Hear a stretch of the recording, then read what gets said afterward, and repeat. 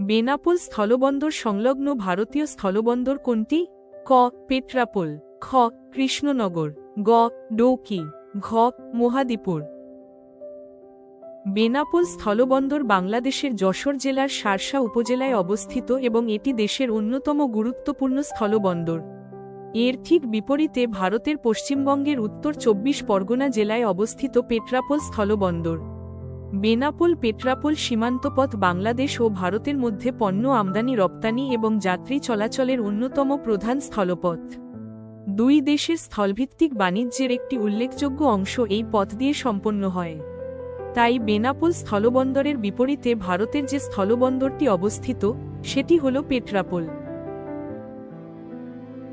বাংলাদেশের বেনাপোল স্থলবন্দরের ঠিক বিপরীতে ভারতের পশ্চিমবঙ্গের পেট্রাপোল স্থলবন্দর অবস্থিত।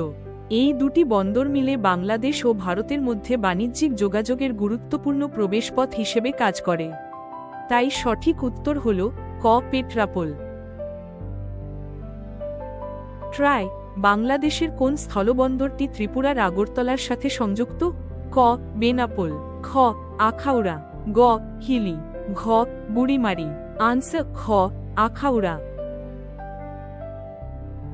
সুতরাং বেনাপোল স্থলবন্দর সংলগ্ন ভারতীয় স্থলবন্দর হল ক. পেট্রাপোল।